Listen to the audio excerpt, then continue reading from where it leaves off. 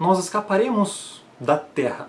Antes da grande tribulação, conforme Lucas 21, 36, este é um texto que muitos usam para argumentarem, tentarem respaldar que a igreja será arrebatada antes da grande tribulação. Ele narra toda a grande tribulação em Lucas capítulo 21. E então, no versículo 36, ele diz algo que o pré-tribulacionismo usa para tentar respaldar, apenas tentar respaldar, sua tese de que a igreja escapará antes da grande tribulação. Vejamos a passagem de Lucas no português e no grego koiné, respectivamente. Primeiro no português. Diz assim: Vigiai, pois, a todo tempo, orando, para que possais escapar de todas estas coisas que têm de suceder e estar em pé na presença do Filho do Homem. Analise no grego koiné.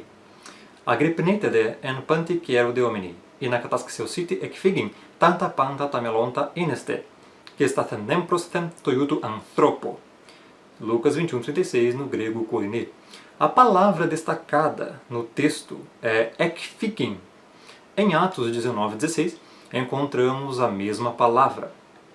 Diz: Kefalomenos o anthropos, hepatus enointo pneumato poneron, katakeressas emphoteron, isis katakon, ostegiminus, que tetramatismenos, ekphigin ektoikoikino. No texto em português diz: E o possesso do espírito maligno saltou sobre eles, subjugando a todos, e de tal modo prevaleceu contra eles, que desnudos e feridos fugiram daquela casa. Ou seja, ekphigin daquela casa. Atos 19:16. Também em Mateus 3:7, a palavra é citada por João Batista, que diz: E vendo ele muitos dos fariseus e dos saduceus que vinham ao seu batismo, dizia-lhes: Raça de víboras, quem vos ensinou a escapar da ira futura? Ou seja, ekphigin da ira futura. Esta é, inclusive, a tradução utilizada pela famosa versão King James de Lucas 21:36.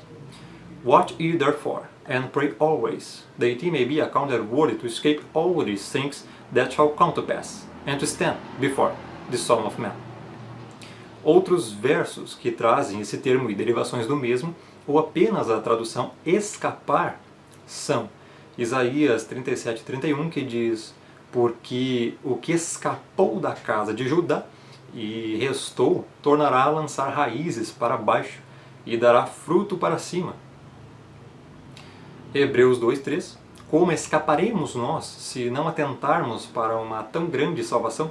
Em todos esses textos, vemos a palavra raiz, ekphigin. A palavra escapar é a tradução desse termo grego ekphigin, que significa fugir, escapar, buscar segurança, e em sentido moral, evitar, esquivar-se. Em todas essas passagens, onde está escrito o termo escapar, ekphigin e suas derivações, preste muita atenção, são referentes à terra, são livramentos terrenos, são guardados na terra pelo Senhor. Ou como em Hebreus 2:3 refere-se à condenação, como escaparemos? Não tem nada a ver com ser tirado do mundo. Quando nós lemos o que o Messias disse em João 17:15, não peço que os tires do mundo, mas que os guardes do maligno, vemos que no original em grego, tires, esse termo tires é ares, que significa literalmente tirados da terra. Quando é dito em Lucas 21:36 para que possais escapar de todas essas coisas que têm de suceder, deveria então estar escrito para que possais ser tirados, ou seja, ares do mundo, ou seja, ser tirados da terra, escapar da terra. Quando na verdade o termo é ekphigin, escapar, e esse escapar nunca, jamais nas Escrituras é no sentido de serem tirados do planeta, arrebatados da terra, mas muito pelo contrário, guardados no planeta e não do planeta, protegidos na terra e não da terra. Outra coisa interessante é, por que não está a palavra arpagasometa, seremos arrebatados, ou arpazo, arrebatados? no lugar de ekfigin, escapar? Ora, a resposta é muito simples. É porque, baseado nesta passagem de Lucas 21:36, o arrebatamento da igreja não se dará antes da grande tribulação, mas somente no final, com a segunda vinda do Messias, porque o texto diz que é para nós vigiarmos a fim de poder escapar, ou seja, fugir, buscar segurança, esquivar-nos na Terra e não para fora do planeta Terra. Portanto, Lucas 21:36 definitivamente não pode ser usado para tentar respaldar ou fundamentar a teoria pré-tribulacionista. Romanos 5:8-9 diz: Siniste sinde tenia tu agapeneis emas o theos, o tietia martolonon tonemon Christos, hyperemon apethanen, polon malon, dikiotendes, ninintoi matia tu sothesometa, dia tua potesorges. Sendo nós ainda pecadores, logo muito mais agora, tendo sido justificados pelo seu sangue, seremos por ele salvos da ira. Romanos 5:8-9. O substantivo ira neste texto é orges, que significa a ira lançada no inferno, ou seja, a condenação para aqueles que não foram justificados pelo sangue do Cordeiro. Então a expressão ser salvo da ira não é ser retirado da terra antes da perseguição do anticristo, na grande tribulação, mas sim ser salvo da condenação no inferno. 1 Tessalonicenses capítulo 5, verso 9. Oti uk etheto emas o theosis orgem, alis peripissim soterias dia tu querio emon, tradução para o português. Porque não nos destinou para a ira, mas para alcançar a salvação. Ira, no texto recém-citado, é orgen, que também é uma derivação flexionada do substantivo orge, que significa ira no inferno, condenação. Veja nesse texto que esta é a mesma ira vindoura da qual tratou João Batista e Paulo em Romanos 5:9. Repare que a ira citada em 1 Tessalonicenses 5:9 é o contrário de salvação. Todos nós sabemos que na grande tribulação haverá salvação. O texto de Apocalipse 7 já diz que é uma multidão de salvos que vieram da grande tribulação. Quem crê no Filho tem a vida eterna, mas o que desobedece o Filho não verá vida, mas sobre ele permanece a ira, ou seja, orge, João 3:36. Outro significado de ira é ira na terra. O que muitos confundem é perseguição do anticristo com ira. Uma coisa não tem nada a ver com a outra. Em Mateus 3:7, Romanos 5:9 e 1 Tessalonicenses 1:10 e 5:9, o substantivo ira é orge. Quando as escrituras falam de ira na terra, o termo é thimo, uma derivação do substantivo thimos, como em Apocalipse 15:7, onde será derramada a ira das 7 taças sobre a terra, que diz: Ken ekton tessaron zoon, edocantis eptangelis, eptafialas chrissas, gemussas tu themutu theutus ontos, istucionas tonionum. Tradução para o português: e um dos 4 animais deu aos 7 anjos 7 taças de ouro cheias da ira, thimo, Apocalipse 15:7. O contexto de Mateus 3:7, Romanos 5:9, 1 Tessalonicenses 1:10 e 5:9 é céu ou inferno. Tanto é que o verso continua dizendo: mas para alcançar a salvação, ou seja, não para a ira do inferno, mas para a salvação. Portanto, também não podem ser usados como base pré-tribulacional. Já o contexto de Apocalipse 15:7, que vai até Apocalipse 16:21, é apenas o despejar da ira, thimu, não orgue, na terra, através das taças.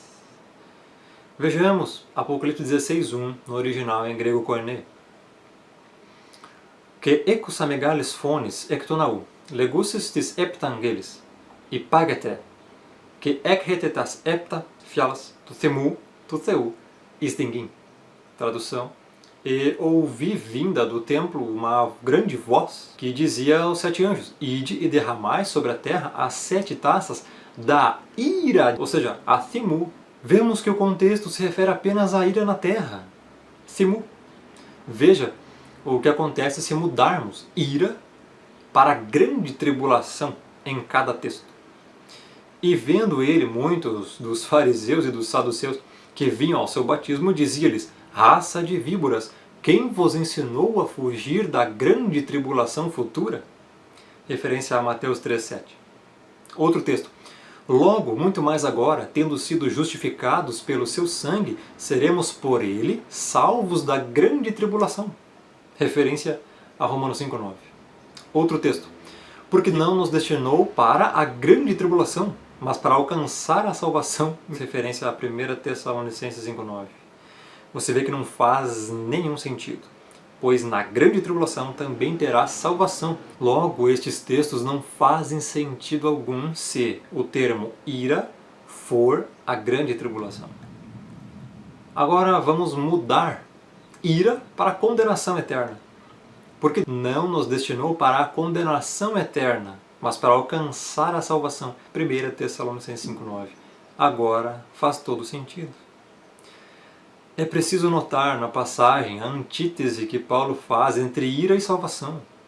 Se seguirmos a labiríntica dedução pré-tribulacionista e associarmos o termo salvação a uma preservação física apenas, com o objetivo de que não sejam atingidos fisicamente por eventos catastróficos, então deveríamos excluir dessa salvação o próprio apóstolo Paulo, pois o mesmo sofreu catástrofes naturais, diversas torturas físicas, tentativa de assassinato por apedrejamento até desmaiar e, por último, a morte física por decapitação, em meio a uma perseguição maligna e uma tribulação impiedosa.